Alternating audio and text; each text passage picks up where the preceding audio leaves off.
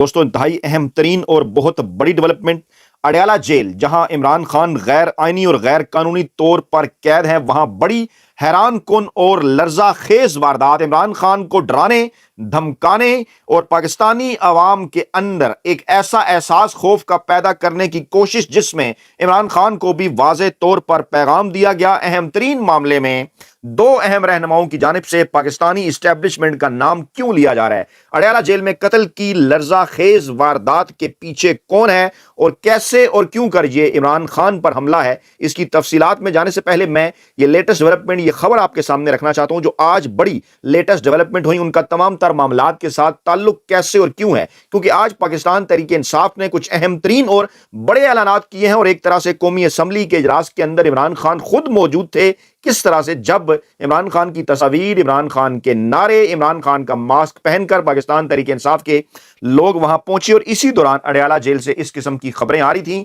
ایک خطرناک پیغام، ایک واضح پیغام عمران خان کو اس کے اندر چھپا کیا ہے، کیسے اور کیوں کر یہ ہو سکتا ہے، بڑا حیران کن معاملہ ہے۔ اڈیالہ جیل میں حیران کن طور پر، غیر معمولی طور پر، جس کی پاکستان کی تاریخ میں شاید اس قسم کی مثال نہیں ملتی، قیدیوں کے درمیان جھگڑا، ایک قتل ہو گیا اور اجاز ربانی قتل، جبکہ دوسرا شدید زخمی، قتل ہونے کا والے کا نام اجاز ربانی، اور ایک دوسرا جو قیدی تھا عماد علی، وہ شدید زخمی ہوا اطلاعات کے مطابق، جسے پمس جیل منتقل کر دیا گیا ہے۔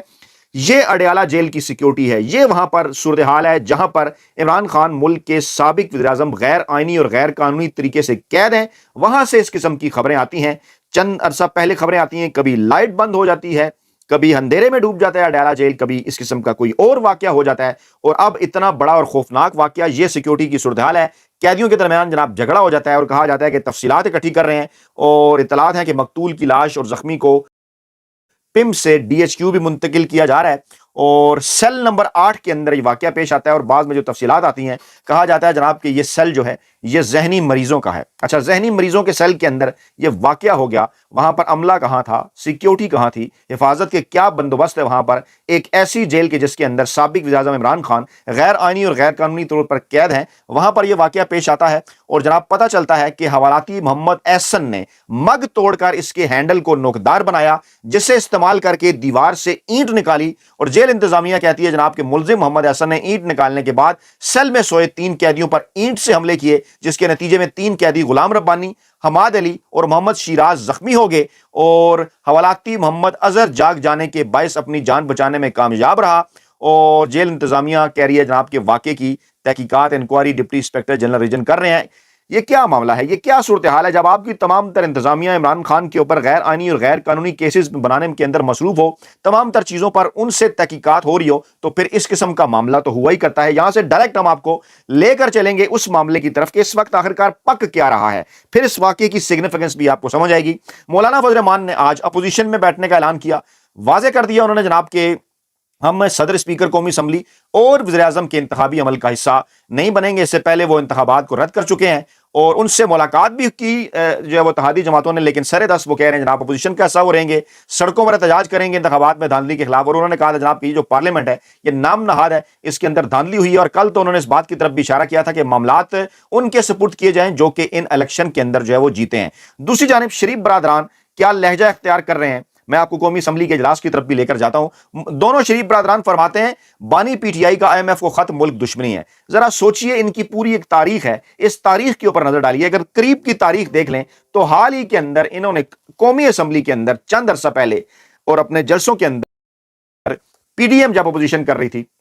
عمران خان کے بکس میں، عمران خان کو یہ نکالنا چاہتے تھے، نعرہ لگاتے تھے نہیں جناب عمران خان نے ہماری فلاں سے لڑائی ہے، فلاں سے لڑائی ہے، اور کرتے کیا تھے، جلسوں کے اندر فوج کے، عدلیہ کے، حاضر سروس ججوں کے، حاضر سروس جرنیلوں کے نام لے لے کر انہوں نے باقاعدہ طور پر ملکی قومی سلامتی کو داؤ پر لگایا۔ اس کے بعد فیٹف کے معاملے کے اوپر ان کا رویہ آپ کے سامنے، وہاں پر جب قانون سازی کرنی تھی پاکستان کے حق میں تو کس طرح سے انہوں نے تمام تر چیزوں کے اندر وہاں پر بلیک میل کیا، اور اب یہ عمران خان کے متعلق فرماتے ہیں کہ عمران خان نے یہ جو خط لکھا ہے آئی ایم ایف کو، یہ کوئی ملک دشمنی ہے۔ شرم آنی چاہیے آپ کو۔ واضح کیا عمران خان نے کہ ایسا قرضہ آئی ایم ایف کیوں اور کیسے دے، کہ جو ایک ایسی حکومت کو دیا جائے کہ جس کے پاس زمین پر کسی قسم کا کوئی مینڈیٹ نہیں ہے، پاکستانی عوام نے اسے ووٹ نہیں دیا، برے طریقے سے یہ ہارے ہیں اور حکومت بنوا رہی ہے ان سے اسٹیبلشمنٹ اور عدلیہ، اور آئی ایم ایف ایک انٹرنیشنل ادارے کے طور پر انہیں قرض دے جو کہ کل پاکستانی عوام سے وصول کیا جائے۔ یہ کیسے اور کیوں کر ممکن ہے؟ ایسا ہرگز ممکن نہیں۔ یہی اس خط کے اندر عمران خان نے واضح کیا ہے کہ پاکستانی قوم ایسی کسی قرضے کو واپس کرنا کہ جو ہے وہ اس کی ذمہ داری نہیں ہے جو کہ ایک ایسی حکومت کے لیے دیا جائے کہ جس کے پاس کسی قسم کا آئینی، قانونی اور اخلاقی مینڈیٹ نہیں ہے۔ دوسری جانب پاکستان تحریک انصاف ایک بار پھر فرنٹ فٹ کے اوپر کھیل رہی ہے۔ دوبارہ سے انتخابات پاکستان تحریک انصاف نے کروائے۔ بیرسٹر گوہر علی خان پاکستان تحریک انصاف کے بلا مقابلہ چیئرمین منتخب ہو گئے اور اعلامیے کے مطابق عمر ایوب بلا مقابلہ general secretary, doctor Yasmin Rashid Punjab کی بلا مقابلہ صدر منتخب ہو گئیں، اور اعلامیے میں یہ بھی کہا گیا کہ علی امین گنڈا پور خیبر پختونخوا علی مادل شیخ صدر پی ٹی آئی سندھ منتخب ہوئے، اور کوئٹہ کے حوالے سے الیکشن وہیں ہوں گے اور پھر 3 مارچ کو اس کے حوالے سے حتمی نتائج کا جو اعلان ہے وہ کیا جائے گا۔ مولانا فضل الرحمان نے باقاعدہ طور پر اسٹیبلشمنٹ اور جی ایچ کیو کو نیم کیا ہے۔ انہوں نے کہا جناب کہ جو الیکشن کمیشن آف پاکستان ہے اسے پاکستانی اسٹیبلشمنٹ نے یرمغال بنا رکھا ہے۔ میں ریپیٹ کر رہا ہوں، یہ لفظ نام لیا انہوں نے اس ماحول کے اندر کہ جب یہ بڑا واقع ہوتا ہے اڈیالہ جیل کے اندر، جو کہ پیغام دیا جاتا ہے خوف کا، عمران خان کو ایک پیغام ہی ہے نا کہ دیکھیں جناب اڈیالہ جیل میں اس طرح سے ہو سکتا ہے، اور ہم بعد میں یہ کہہ سکتے ہیں کہ جناب یہ تو ذہنی مریض تھے، انہوں نے حملہ کر دیا، تو کیا خدا نہ خواستہ کوئی اور ذہنی مریض وہاں سے اٹھ کر عمران خان کے اوپر بھی حملہ کر سکتا ہے؟ یہ ایک سوالیہ نشان ہے نا۔ سوچنا چاہیے، پوچھا جانا چاہیے ان سے کہ کس قسم کی سیکیورٹی ہے وہاں پہ عمران خان کی۔ ڈیفینیٹلی یہ خوفزدہ کرنے کی کوشش ہے کیونکہ عمران خان کھڑا ہوا ہے ڈٹ کے۔ تو جناب اپوزیشن جو مولانا فضل الرحمان ہے انہوں نے نیم کیا ہے اسٹیبلشمنٹ کو، نیم کیا ہے انہوں نے پاکستان کی خفیہ ایجنسی کو، نیم کیا ہے انہوں نے جی ایچ کیو کو۔ اسٹیبلشمنٹ کا جب وہ نام لے رہے ہیں تو اسٹیبلشمنٹ سے کیا مراد ہے؟ پاکستان کی کہ 2 اہم ترین اداروں کے سربراہان یہی ہوا کرتے ہیں اسٹیبلشمنٹ، اور وہ کہہ رہے ہیں کہ الیکشن کمیشن آف پاکستان کو انہوں نے یرمغال بنایا ہوا ہے، اور ان کی یرمغالی کے نتیجے میں جو رزلٹ آئے ہیں ان الیکشن کے، اسے کسی طور مولانا فضل الرحمان نے کہا ہے کہ وہ تسلیم کرنے کے لیے تیار ہرگز نہیں ہے، اور وہ ان معاملات کو آگے چل کر سڑکوں کے اوپر لے کر جائیں گے۔ یہ بڑا اور اہم معاملہ ہے۔ اسپیکر خیبر پختونخوا اسمبلی کی تقرری کے بعد پی ٹی آئی رہنما اعظم سواتی طویل عرصے کے بعد منظر عام پر آگے، خوشی کا لمحہ آنا چاہیے تھا۔ تمام تر رکاوٹوں کے باوجود، تمام تر کوششیں کر لینے کے باوجود، پاکستان تحریک انصاف کے خلاف تمام تر غیر آئینی اور غیر قانونی اقدامات اٹھائے جانے کے باوجود خیبر پختونخوا کی عوام کے ساتھ ساتھ پورے ملک کی عوام نے پاکستان تحریک انصاف کے حق میں ووٹ کیا، انہیں مینڈیٹ دیا، لیکن پاکستان تحریک انصاف کو خیبر پختونخوا میں وہاں پر دھاندلی نہیں کروائی جا سکی، اور وہاں پر پاکستان تحریک انصاف نے آج باقاعدہ طور پر اپنی حکومت بنانے کا جو ہے وہ آغاز کر دیا۔ بابر سلیم سواتی کو گلے لگا کر جو ہے وہ اعظم سواتی نے ان کا ماتھا چوما، اور انہوں نے کہا کہ قومی اسمبلی جعلی ہے، لوگ نواز شریف اور شہباز شریف کی شکلیں تک نہیں دیکھنا چاہتے۔ مانسیرا میں نواز شریف کو بری شکست ہوئی، مانسیرا کے لوگوں نے ووٹ کے ذریعے میرا بانی P T I Imran Khan کا اور بشرا بی بی کا بدلہ لیا۔ بڑی امپارٹنٹ بات ہے یہ اعظم سواتی کے ساتھ کیا کیا خفیہ ہاتھوں نے، ہینڈلر نے، سرمایہ کاروں نے، کہ اعظم سواتی رونے کے اوپر مجبور ہو گئے اس عمر کے اندر۔ آپ کو یاد ہے نا، کیونکہ ان کا موقف بڑا واضح تھا کہ اسٹیبلشمنٹ کا کردار پاکستانی سیاست کے اندر نہیں ہونا چاہیے۔ انہوں نے کہا کہ ہم پاکستان کی حفاظت کریں گے، یہ ملک کو تباہی کی طرف نہیں لے جا سکتے، ہم کوشش کریں گے کہ انتقام کی بجائے ملک کو بہتری کی طرف لے کر جائیں، استحکام کی طرف جو ہے وہ لے کر جائیں۔ اور عامر ڈوگر صاحب انہوں نے بھی اہم اعلان کیا کہ قومی اسمبلی میں متحدہ اپوزیشن بنانے کے لیے سیاسی جماعتوں سے رابطے میں ہیں، اور اسپیکر کے عہدے کے لیے سنی اتحاد کے یعنی پاکستان تحریک انصاف کے مائل یافتہ امیدواروں کے یہ امیدوار ہیں۔ عامر ڈوگر نے کہا کہ ہم قومی اسمبلی میں متحدہ اپوزیشن بنانے کی کوشش کریں گے، اس سلسلے میں مختلف سیاسی جماعتوں سے رابطے میں ہیں۔ محمود خانہ چکزئی، اختر مینگل اور مولانا فضل الرحمان سے رابطے میں ہیں، ایم کے کے ساتھ بھی رابطہ ممکن ہے۔ کل بھی قومی اسمبلی کے اندر اجلاس کریں گے، اور جناب کل بھی قومی اسمبلی کے اندر اپنا احتجاج جاری رکھیں گے، اور واضح انہوں نے کر دیا کہ پاکستان تحریک انصاف بالکل اس اپنے ایجنڈے سے پیچھے نہیں ہٹ رہی۔ اسد قیصر نے تو واضح اعلان کر دیا منصفانہ الیکشن کے لیے ایک نکاتی ایجنڈے پر ملک کی تمام سیاسی قیادت کو انہوں نے کہا کہ ہم ایک نقطے کے اوپر لائیں گے۔ مجوزہ اتحاد میں بلوچستان کی جماعتوں سے آغاز کیا جائے گا، انہیں شامل کیا جائے گا۔ مولانا فضل الرحمان سے آئینی عہدوں کے لیے ووٹ مانگیں گے، مشترکہ جدوجہد کی بات کریں گے۔ مولانا کا رد عمل مثبت ہے، پیپلز پارٹی مینڈیٹ چوری میں صدار ہے، نون لیگ سے کوئی بات نہیں ہوگی کیونکہ انہوں نے ہمارا مینڈیٹ چرایا ہے، ایسا کہنا تھا عمر ایوب کا، اور واضح یہی بات ہے۔ دوسری طرف پی ٹی آئی وفد نے پختونخوا ملی عوامی پارٹی کے سربراہ محمود خانہ چکزئی سے ملاقات کی، پارٹی امیدوار کو ووٹ دینے کی درخواست کی۔ محمود چکزئی نے کہا کہ وہ مشاورت کے بعد میں آگاہ کریں گے۔ مولانا فضل الرحمان نے اہم ترین اعلان کیا کہ وہ کوئی حصہ نہیں بنیں گے حکومت کا۔ عوامی نیشنل پارٹی نے پارلیمانی الیکشن کا حصہ ہی نہ بننے کا فیصلہ کیا ہے، یہ بھی ایک بڑی ڈیولپمنٹ ہے کہ ان کے اراکین کسی اسمبلی، سینٹ کے اندر، قومی اسمبلی یا صوبائی اسمبلی یا سینٹ کے اندر کسی انتخابی عمل کا وہ حصہ نہیں بنیں گے۔ انہوں نے کہا جناب کہ جو موجودہ حالات ہیں اس میں صوبائی اسمبلی اور سینٹ میں کسی کو رائے دینے کا کوئی حق نہیں ہے،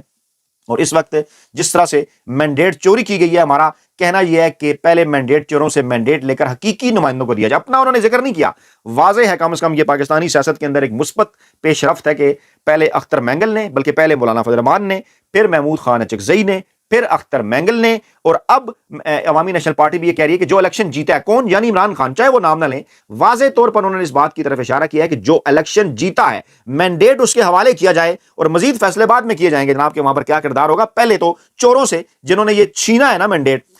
جو ہے وہ اصلی نمائندوں سے، ان چوروں سے مینڈیٹ لے کر حقیقی نمائندوں کو واپس دیا جائے. باقی معاملات جناب بعد میں آئیں گے. دوسری جانب پاکستان تحریک انصاف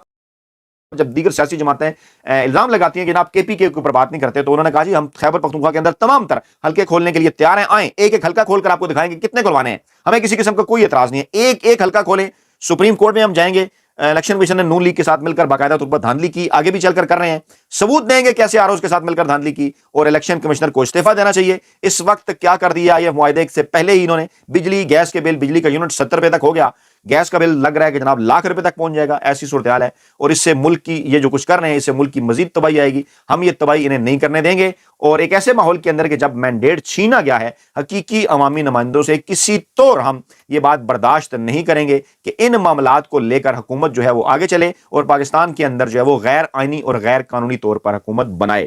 بڑی ڈیولپمنٹ ایک اور